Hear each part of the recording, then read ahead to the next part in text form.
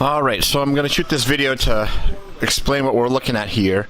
We just got up on the lift and we found that the clutch is fine. It was just basically a linkage issue with the transfer case. We had to free it up because it was kind of stuck in neutral. So we've done that, and the inspection of the clutch shows it to be fairly new. Has plenty of life in it, so there's no reason to address that.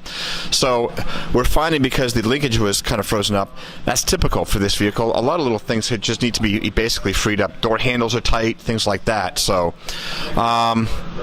anyway, we're going to go through this right now and put in a new clutch slave and master, because that is one of the things that needs to be done. The slave cylinder's down there and the master is up here on the firewall. We're going to do both of those.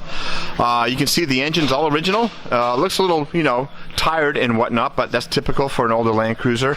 But a lot of things will clean up really well, and again, it's all stock. Nothing's been messed with here, which is just great to see.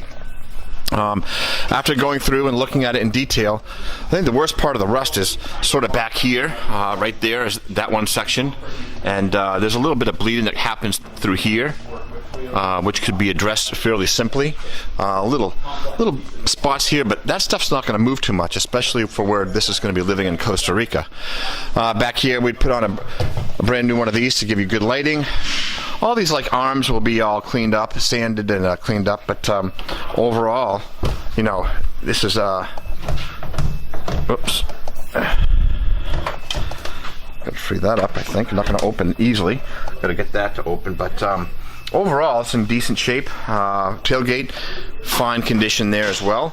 It does have a receiver, not a receiver, a tow ball on there, so we can replace it with a receiver hitch, like we talked about. So that's similar, that'll come off. And again, just looking down the side of this thing, very, very straight. No dents or dings. It will need a new windshield because it looks like that one's cracked. But boy, let's see. Oh, the other rust was right over here as well. Show you this, a little bit of rust right there. Other than that, it's the body's really excellent. The top, very straight, very nice there as well. Interior wise, boy, needs to be steam cleaned, but it is kind of remarkable how excellent the interior is on this. Usually you'll see seats that are worn or ripped or much more stained. The door panels have issues. These don't have any at all. Headliner, perfect as well. Really nice condition there as well. So the dash is all stock.